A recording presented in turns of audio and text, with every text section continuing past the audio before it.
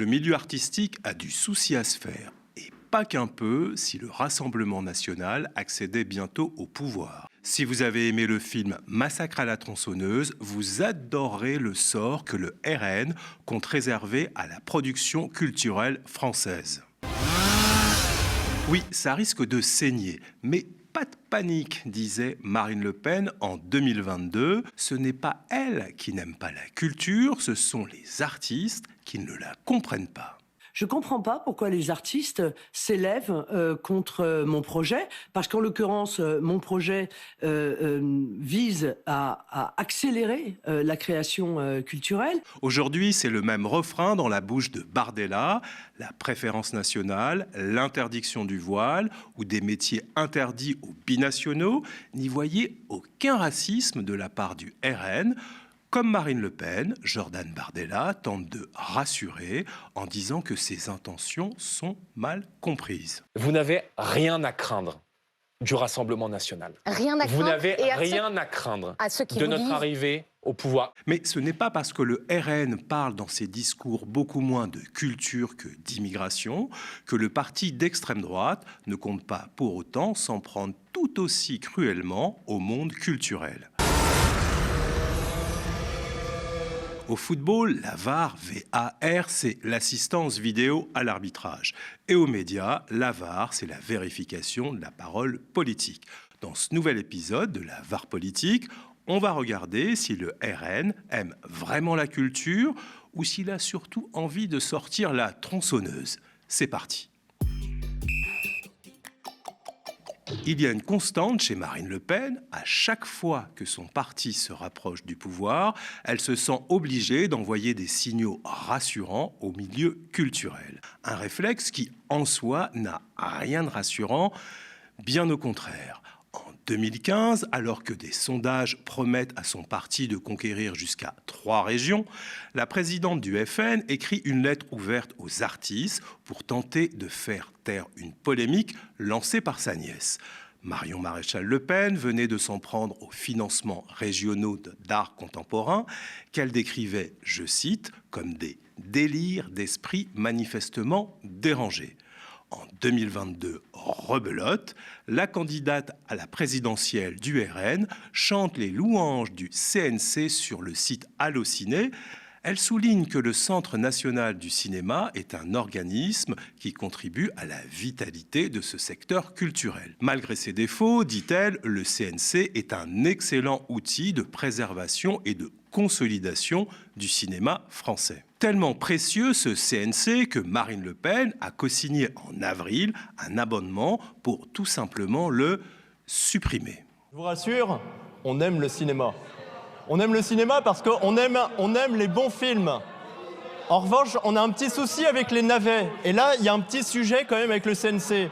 On a tout à fait le droit, en tant que représentant du peuple, de critiquer et de remettre en question, surtout des sommes aussi importantes. Et désolé de le dire, mais enfin, on considère que financer des navets ou des films gauchistes, ça représente une gabegie. L'Assemblée a finalement rejeté en avril l'amendement du RN, mais le parti d'extrême droite n'était pas seul à la manœuvre. Il a pu compter sur les voix du groupe LR de Laurent Wauquiez et sur certaines abstentions complaisantes des troupes Horizon d'Édouard Philippe. En novembre, rebelote, le RN dépose un nouvel amendement au budget pour couper net le financement du CNC. Et pour justifier cette nouvelle offensive, le monsieur Culture du RN a trouvé un argument imparable. De toute façon, le CNC n'est pas une entreprise. Une entreprise, c'est pas une entreprise d'ailleurs, n'est pas une structure en difficulté en tant que... Donc pour vous, il y aurait les bons films et les films gauchistes, pour reprendre les mots de votre député Mathias Renaud ? Non, mais ça, c'est une appréciation personnelle. Moi, je pense qu'il y a des bons films, des mauvais films. En fait, un bon film se juge au nombre d'entrées qu'il fait. Un film sans spectateur devant la toile, est-ce qu'il mérite d'être soutenu, financé, etc. Un bon film se juge au nombre d'entrées qu'il fait. Un bon film, c'est celui qui fait des entrées. Un argument simple, binaire, mais efficace. Sauf que ce n'est pas du tout ce que disait le même Sébastien Chenu il y a 10 ans En 2015, sur France Culture, il tenait exactement le discours inverse. La notoriété ne fait pas tout. Enfin, c'est pas parce qu'on est connu qu'on a du talent, c'est pas parce qu'on a une notoriété qu'on est productif. Nous, ce qui nous intéresse, c'est des gens qui ont des idées et qui sont capables de les faire émerger. C'est pas parce qu'on est connu qu'on a du talent. Résumons, en 2015, la notoriété et le succès commercial ne faisaient pas le talent, mais en 2025, seul le box-office compte. Quand il s'agissait de rassurer les artistes, Sébastien Chenu jouait la carte de la diversité culturelle. Aujourd'hui, à l'approche du pouvoir, il fait tomber le masque de la dédiabolisation du RN. Car cette vision de la culture n'est pas nouvelle au RN. C'était aussi celle de Jean-Marie Le Pen, comme le montre cette archive de 2002. Dans son programme pour gouverner, le Front National aborde les questions artistiques. Côté subventions publiques, le FN prévoit de les réserver aux créations artistiques qui respecteront l'identité nationale. Il faut aider la création artistique à condition qu'elle corresponde au goût du public. Les créations qui sont totalement en rupture, doivent vivre d'elles-mêmes. Il faut aider la création artistique à condition qu'elle corresponde au goût du public. Oui, vous avez bien lu, à condition de. La création n'est tolérée que si elle se conforme au goût du public, que si elle plaît, que si elle ne dérange pas, que si elle rapporte du fric. 2 décennies plus tard, le discours populiste du FN devenu RN n'a pas changé d'un iota.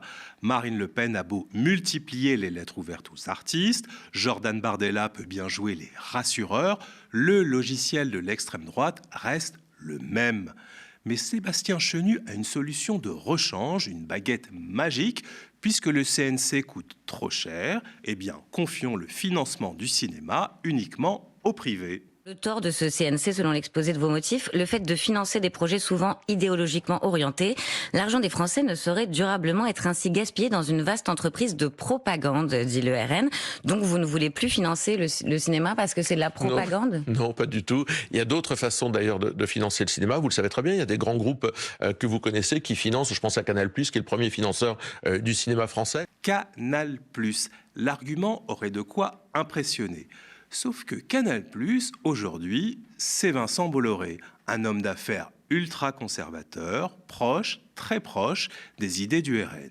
Et quand un grand groupe privé décide seul de ce qui mérite d'être financé ou non, voilà ce qui se passe. Nicolas Maury, acteur dans la série 10% et réalisateur, l'expliquait en 2023 au micro de France Inter.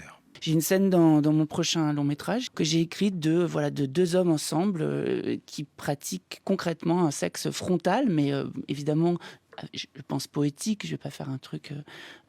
voilà. Et en fait, c'est une scène très dialoguée, très précise, etc. Il y a l'orage qui se met. Et pour cette scène, mon producteur m'a dit, voilà, on est sûr que cette scène-là de 10 pages, on n'aura pas de toute façon Canal+. Donc ça... C'est très particulier, mais je pense qu'il faut le dire. C'est important, c'est de dire qu'on ne passera pas avec ça. Vous avez bien entendu, quand le financement du cinéma dépend des choix idéologiques ou économiques d'un seul grand groupe, comme Canal+ version Bolloré, certains films risquent tout simplement de ne jamais voir le jour. Pas parce qu'ils sont mauvais, pas parce qu'ils ne plairaient pas au public, non, mais parce qu'ils ne correspondent pas à la ligne éditoriale imposée par un propriétaire aux idées réactionnaires. C'est exactement ce que veut le RN, remplacer le CNC, un organisme public mais indépendant du pouvoir politique, par des acteurs privés qui se chargeront de faire leur propre tri idéologique ou économique. Et ce n'est pas tout, car le programme du RN prévoit également la privatisation de l'audiovisuel public qui pourrait être ainsi vendu à des milliardaires.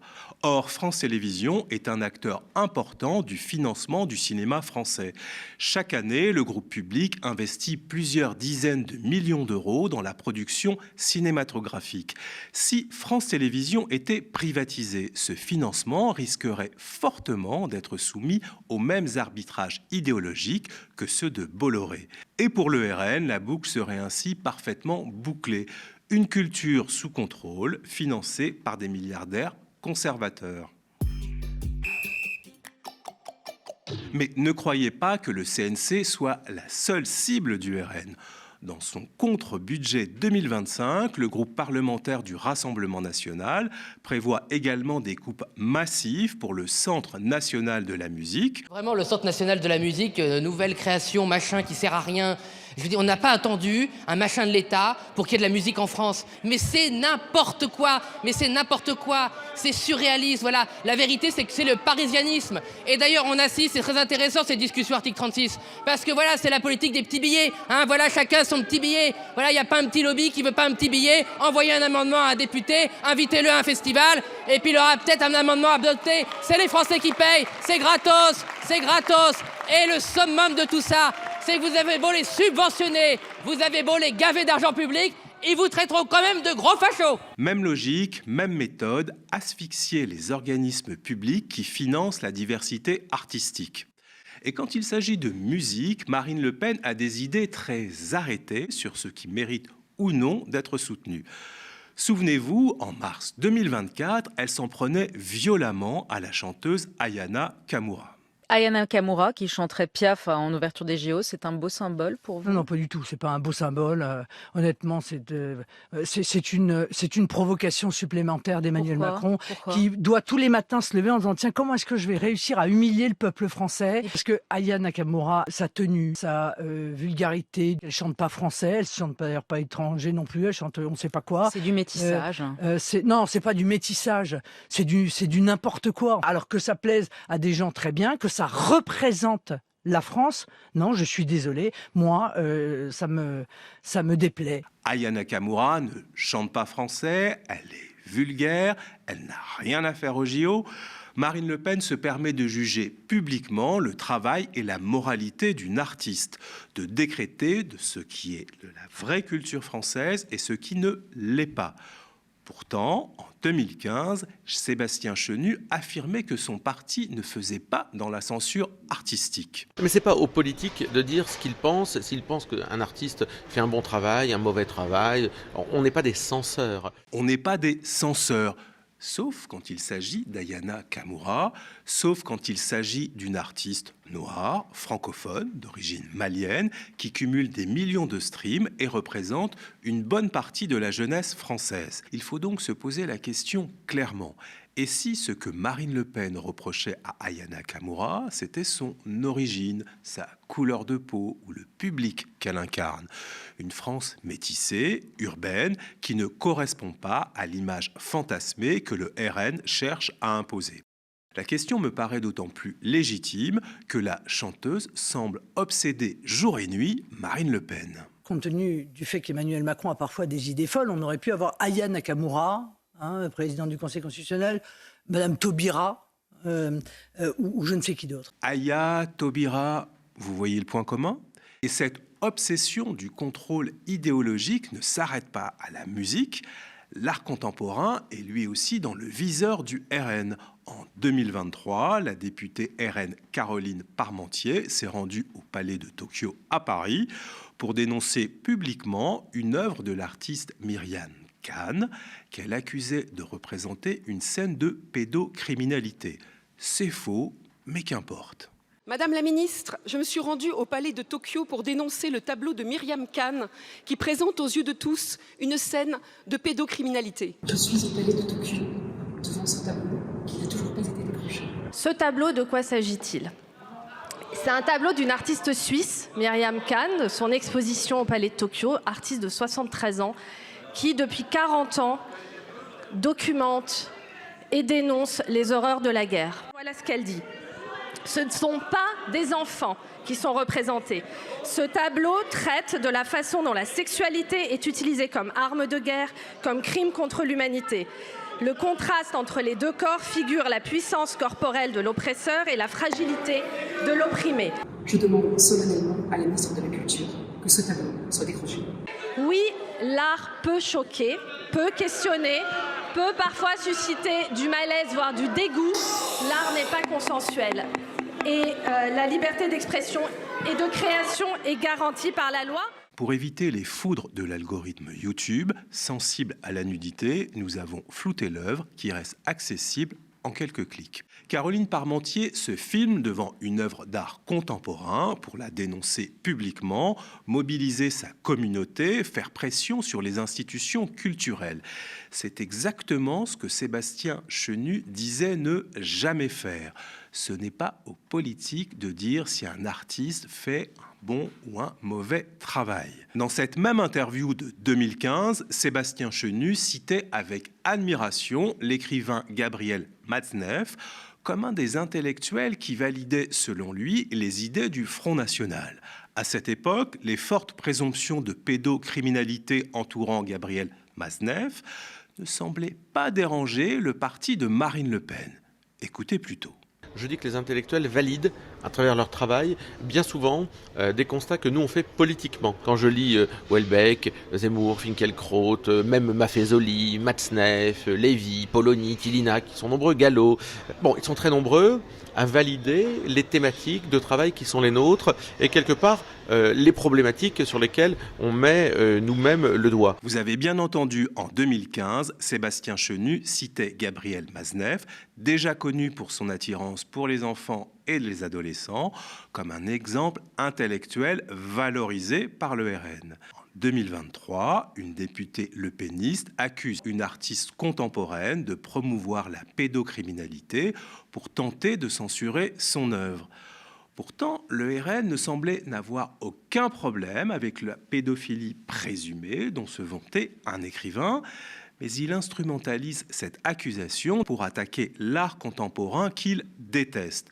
2 poids, 2 mesures, mais toujours la même logique, contrôler, censurer, imposer une vision unique de la culture. L'obsession du Rassemblement national et plus largement de toute l'extrême droite, c'est de se débarrasser de la culture des affreux gauchistes. C'est le terme employé par le député RN, auteur des amendements pour supprimer le CNC. C'est aussi comme cela que le maire RN d'Hénin-Beaumont qualifie l'association qui gérait la programmation du théâtre de sa ville avant qu'il ne l'expulse. Les gauchistes de merde, tu ne peux pas leur donner le moindre millimètre. Cette stratégie, Marion Maréchal Le Pen l'assumait déjà en 2015. Continuerez-vous à verser autant d'argent public à toutes les associations culturelles? Alors pour les associations, moi j'ai pris un engagement en début de campagne qui était très clair, qui était celui de dire je ne financerai pas les associations communautaristes, de préférence étrangères ou politisées. J'ai dit nous ne ferons pas de la culture une variable d'ajustement parce que derrière la culture, il y a le rayonnement de la région, il y a aussi d'ailleurs des possibilités de développement économique. C'est tout l'objet d'ailleurs de notre volonté de mettre en place un projet, 1 milliard par an de retombées économiques. Un projet de Puy du Fou provençal, sur lequel d'ailleurs Philippe de Villiers a expliqué qu'il serait à nos côtés pour le mettre en place et je le remercie de la même manière qu'il a dit que s'il était en PACA, eh bien, il serait ravi de voter pour la liste qui est la mienne. Pas de subvention publique aux associations politisées, sauf quand l'association c'est le Puy du Fou, quand c'est Philippe de Villiers, figure de l'ultra-droite catholique réactionnaire, sauf quand le projet est idéologiquement conforme aux idées du RN. Car oui, le Puy du Fou, c'est une association politisée, son spectacle revisité a été maintes fois critiqué par les historiens pour des partis pris révisionnistes et sa vision nostalgique et nationaliste de l'histoire de France. Mais pour Marion Maréchal, ce projet-là mérite l'argent public parce qu'il correspond à sa vision de la culture. Une culture sous condition, une culture sous contrôle.